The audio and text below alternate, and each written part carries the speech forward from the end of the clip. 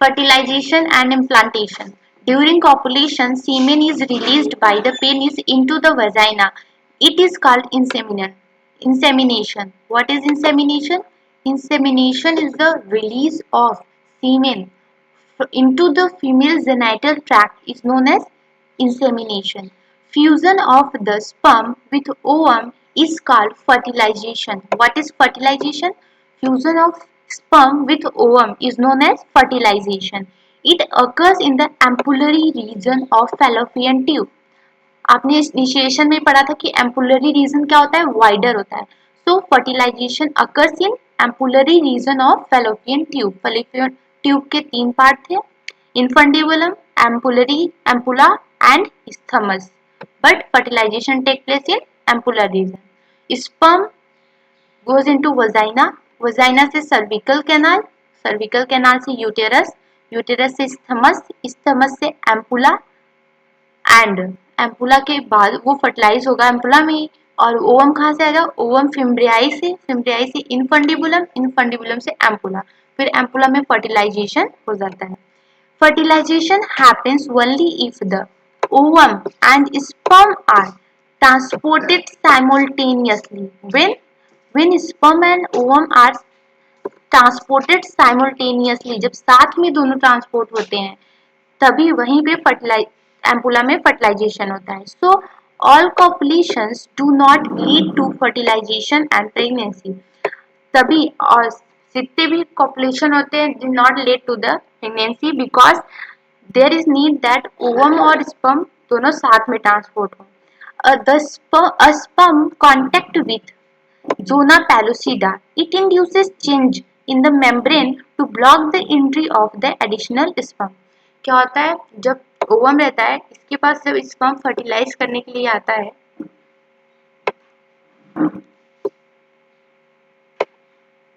तो क्या होता है यहाँ पे जब एक स्पर्म इंटर करता है तो मेम्ब्रेन में कुछ चेंजेस आते हैं, मॉडिफिकेशन होता है जिसकी वजह से एडिशनल स्पर्म नहीं इंटर कर पाते. मीन्स एक स्पर्म एक ही ओवम से ट्रांसपोर्ट होगा और फर्टिलाइज होगा, उससे ज्यादा नहीं.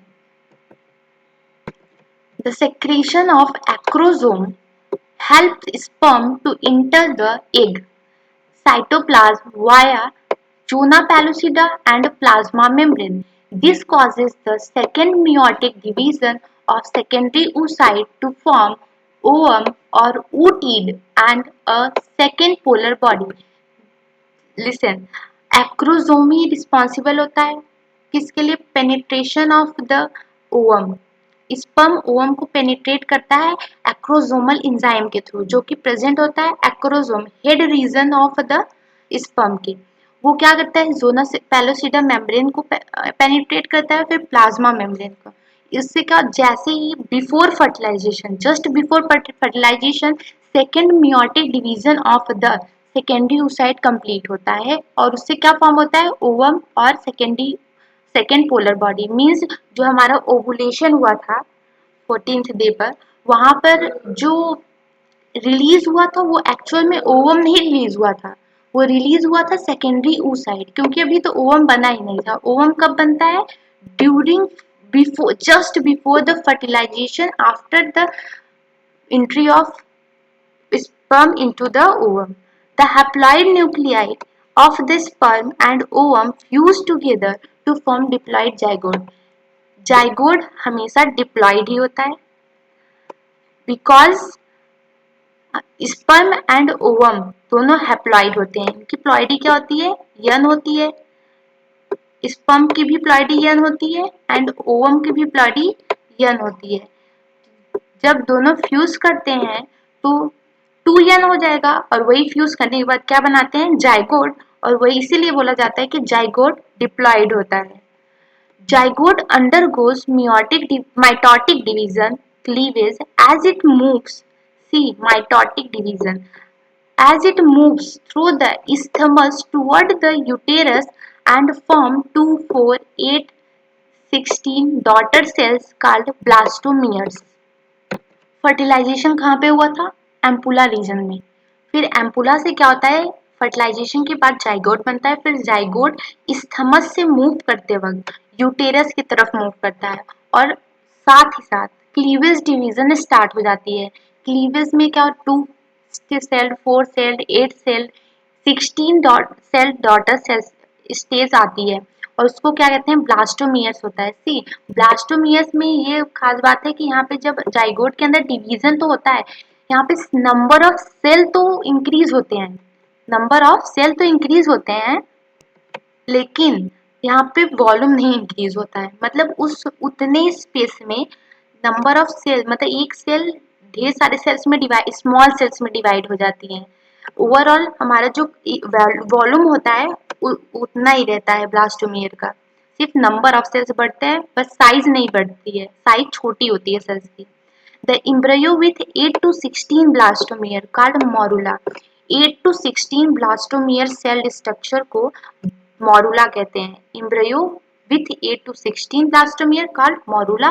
Morula continue to divide and transform to blastocyst. फिर क्या होता है, morula continue करता है, डिवीजन करता रहता है और किसमें ट्रांसफॉर्म हो जाता है, ब्लास्टोसिस्ट में। In blastocyst, blastomere are arranged into trophoblast outer layer and inner cell mass attached to trophoblast. क्या होता है ब्लास्टोमियर, क्या ब्लास्टोसिस्ट होता है। ब्लास्टोसिस्ट में क्या होता है, दो पार्ट होते हैं, एक तो ट्रोपोब्लास्ट होता है। सी ये cell, consider this line as a cell, ये सेल है और बीच में क्या होता है, और सेंट्रल मास होता है यहाँ पे, इनर सेल मास, ये इनर सेल मास होता है और यहाँ पे ये ट्रोपोब्लास्ट होता है।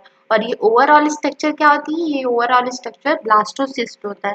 ये डायग्रामेटिकली और आपको क्लियर होगा, आगे डायग्राम आने वाले हैं। The trophoblast layer gives nourishment to inner cell mass. Trophoblast layer का फंक्शन क्या होता है, वो नरिशमेंट प्रोवाइड करता है, किसको, inner cell mass. Also it get attach to endometrium, और दूसरा फंक्शन ये है कि वही हेल्प करता है ब्लास्टोसिस्ट को इंडोमियर में, इंडोमेट्रियम में अटैच होने में। मीन्स इम्प्लांटेशन में वही इम्प्लांट वही होता है, कौन, trophoblast. After attachment, the uterine cell divide rapidly and covers the blastocyst. Thus, the blastocyst become embedded in the endometrium and this is called implantation. क्या होता है, जब uterine wall after attachment uterine wall में attach हो जाता है, कौन, blastocyst, मतलब उसके ट्रोपोब्लास्ट अटैच हो जाता है जब इंडोमेट्रियम में, तब जो यूटराइन के टिश्यूज होते हैं, सेल्स होते हैं, वो रैपिडली डिवाइड करने लगते हैं। उसके बाद क्या करते हैं, वो ओवरऑल ब्लास्टोसिस्ट को कवर कर लेते हैं और ब्लास्टोसिस्ट इसकी वजह से एम्बेडेड हो जाता है एंडोमेट्रियम में and this result in implantation. The inner cell mass get differentiated to 3 germ layer. Inner cell mass get 3 germ cell layer में differentiate होता है, outer ectoderm, middle mesoderm, inner endoderm. This 3-layered structure is called gastrula to form an embryo. See, initially क्या हुआ, पहले zygote था, zygote में division हुआ, sales divide की, जाइगोट डिवाइड करने से एक 8 to 16 सेल स्ट्रक्चर बनाया, उसको क्या बोला गया, मॉडुला। और जिस प्रोसेस से 8 to 16 सेल स्ट्रक्चर बने वो क्या हुआ था, हमारा क्लीवेज डिवीजन हुआ, जिसमें क्या हुआ, नंबर ऑफ सेल्स तो बढ़े बट सेल की साइज छोटी हुई। क्यों, क्योंकि वहां पे उतने ही वॉल्यूम में नंबर ऑफ सेल्स बढ़े थे, मतलब डिवीजन तो हुआ था लेकिन सेल ग्रो नहीं कर रही थी, सिर्फ डिवाइड कर रही थी। एंड देन उसके बाद क्या बना, हमारा गैस्ट्रुला बना, ब्लास्टोसिस्ट बना, ब्लास्टोसिस्ट से गैस्ट्रुला बना और गैस्ट्रुला ही लेटर ऑन क्या फॉर्म करता है, एम्ब्रियो का फॉर्मेशन करता है। यहाँ पे डायग्राम देखिए, डायग्राम से ज्यादा क्लियर होगा। ये हमारा एक जाइगोट है, सॉरी ये सेकेंडरी oocyte है इसके अंदर। जस्ट जैसे ही एक स्पर्म ने एंट्री शुरू की होगी, सेकेंडरी oocyte ओवम में कन्वर्ट हो गया, ओवम या फिर ooted आप कह दीजिए। फिर उसके बाद इसमें जैसे ही एम्पुला से स्थमस की तरफ मूव किया, स्थमस से हमारा किस में मूव कर रहा है, यूटेरस में। मूवमेंट के थ्रू क्या हुआ, क्लीवेज डिवीजन इसमें स्टार्ट हो गया। क्लीवेज डिवीजन से सी नंबर ऑफ सेल्स तो बढ़ रहे हैं बट ओवरऑल वॉल्यूम उतना ही है, क्योंकि सेल ग्रोथ करने के बाद डिवीजन नहीं कर रही है, सेल बस डिवाइड कर रही है, ग्रो नहीं कर रही है। और इसी को क्या कहा गया, cleavage. And 8 to 16 sailed structure को मोरूला कह दिया गया। उसके बाद मोरूला में से क्या फॉर्म हुआ, ब्लास्टुला। ब्लास्टुला कैसे फॉर्म होगा, सॉरी ब्लास्टोसिस्ट। ब्लास्टोसिस्ट के दो पार्ट है, वो दो पार्ट क्या है, एक तो है हमारा ट्रोपोब्लास्ट और एक इनर सेल मास है। फिर ट्रोपो क्या देखिए, ये ब्लास्टोसिस्ट है, ये इनर सेल मास है, और ये क्या है जो आउटर है वो ट्रोपोब्लास्ट है। ट्रोपोब्लास्ट फिर जाके यूटेराइन के एंडोमेट्रियम में इम्प्लांट हो गया। फिर यूटेराइन टिश्यूज क्या हुई, रैपिडली डिवाइड करके ट्रोपोब्लास्ट को और या फिर ब्लास्टोसिस्ट को पूरी तरह से कंप्लीटली क्या हुए, उसको कवर कर लिए। फिर क्या हुआ, as a result of implantation, उसको क्या कहेंगे, इम्प्लांटेड हो गया, हमारा ब्लास्टोसिस्ट इम्प्लांट हो गया। This is all about implantation. अब आगे प्रोसीड करते हैं, pregnancy and embryonic development. After implantation finger like projection called chorionic villi appears on the trophoblast after implantation.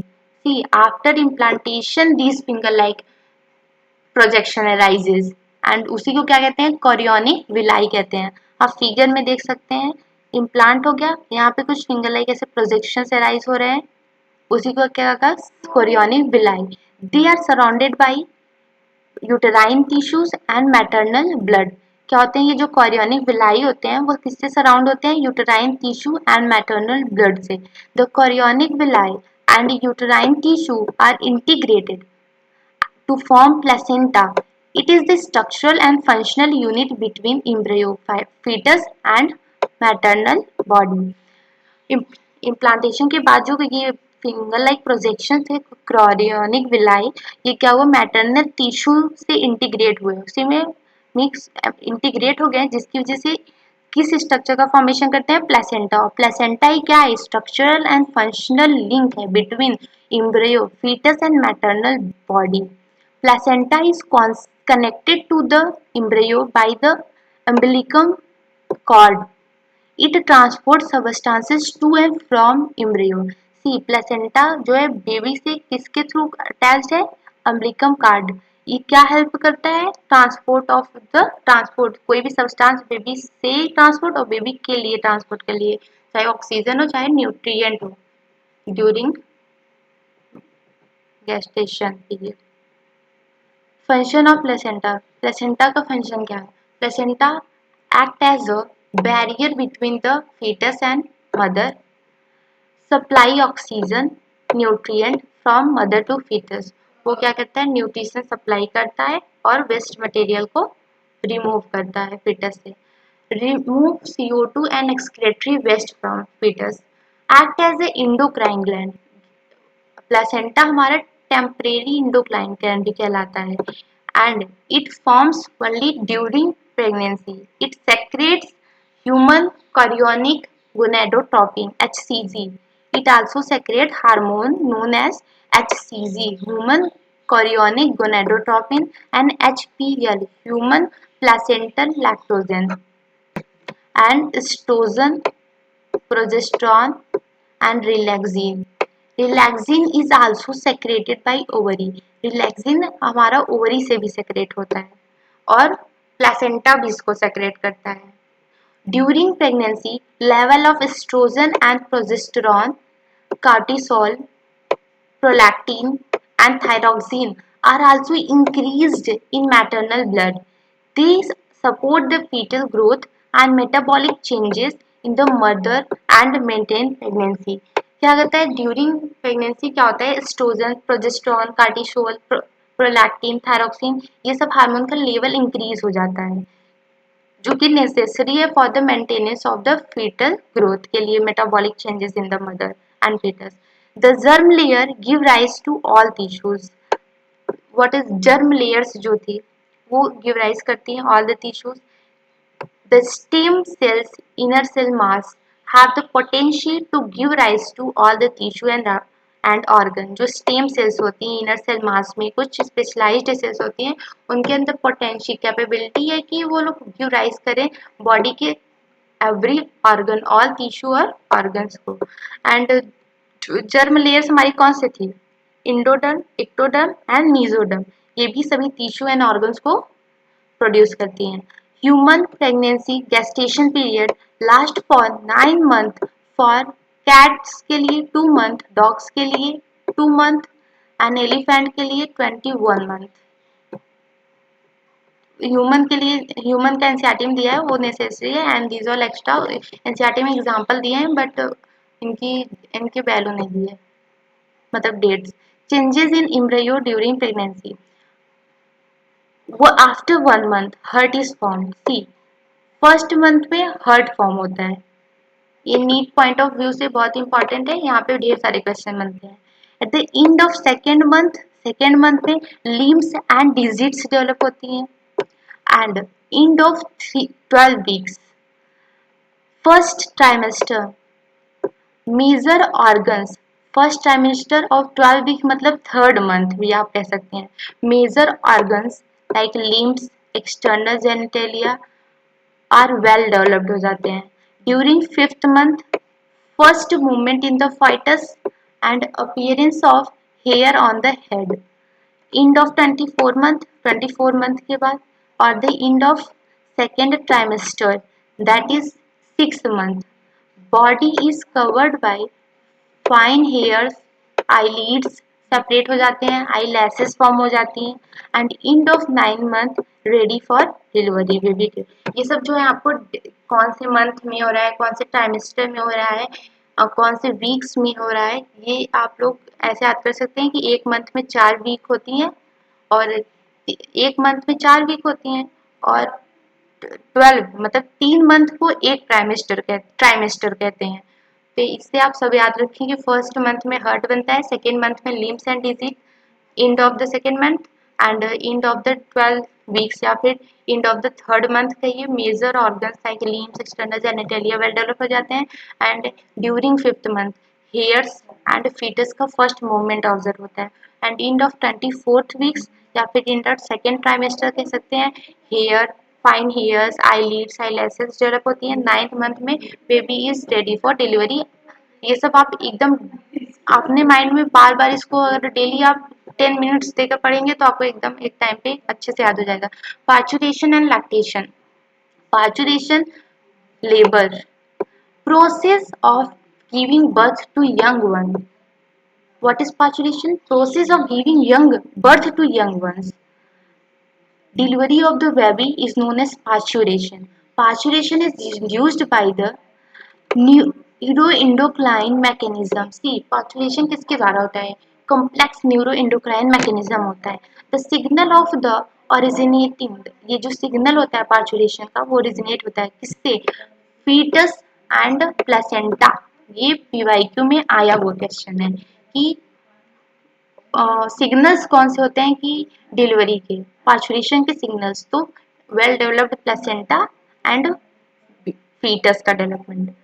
Induce the mild uterine contraction, fetal ejection reflex, this causes the release of oxytocin from maternal pituitary।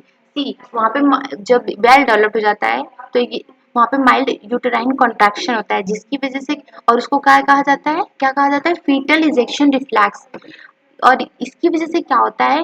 Release of oxytocin होता है, कहाँ से? Maternal के posterior pituitary से। Oxytocin causes stronger uterine muscle contraction, और oxytocin क्या करता है? और ज्यादा यूटेराइन कॉन्ट्रैक्शन करता है, और यूटेराइन कॉन्ट्रैक्शन की वजह से और ज्यादा ऑक्सीटोसिन रिलीज हो रहा है। मतलब ये लोग पॉजिटिव फीडबैक का वर्क कर रहे हैं। ऑक्सीटोसिन माइल्ड यूटेराइन कॉन्ट्रैक्शन करवा रहा है, more and more uterine contraction, और यूटेराइन कॉन्ट्रैक्शन क्या कर रहा है? More and more oxytocin release कर रहा है। तो ये क्या है? पॉजिटिव फीडबैक देख रहे हैं। Contraction, which in turn stimulates further secretion of oxytocin. This process is continued, leading to the expulsion of the baby out of the uterus through the birth canal. Birth canal क्या क्या थी? किसकी combination से बनी थी?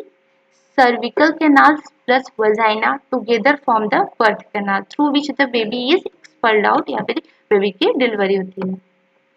Next topic is lactation. But कुछ point और है पार्चुरेशन के बारे में। After parturition the umbilical cord is cut off, umbilical cord को काट दिया जाता है. The placenta and remnants of the umbilical cord are expelled out from the maternal body after parturition, that is after birth. After birth के बाद क्या होता है, अम्बिलिकम कार्ड और का रेमनेंट्स जो होता है प्लेसेंटा क्या होता है ऑटोमेटिकली बाहर आ जाता है. अगर नहीं आता तो इंजेक्शन के थ्रू कुछ वैक्स दिए जाते हैं केमिकल्स, जिसकी वजह से वो ऑक्सीटोसिन डाला जाता है, जिसकी वजह से वो एक्सपेल्ड आउट हो जाता है. The mammary gland produces milk towards the end of the pregnancy, this is called lactation. At the end of pregnancy mammary gland क्या प्रोड्यूस करती है, मिल्क, और इसी को क्या कहते हैं, लैक्टेशन. द एलोविस milk produced during the initial few days of lactation is called colostrum. Initial few days तक मिल्क क्या रहता है, थोड़े से एलोविश रहता है, और उसको क्या कहते हैं, कोलेस्ट्रम और colostrum. It contains several antibodies. उसमें क्या होता है, सेवरल एंटीबॉडीज होता है. IgA मेन होता है, मोस्ट मिल्क में पाया जाता है IgA, which is essential to develop resistance for the new born baby. के लिए रेजिस्टेंट प्रोवाइड करने का वर्क करता है. वो कौन, IgA और several other antibodies which are produced during the initial phase of lactation. This is now chapter खत्म हो गया.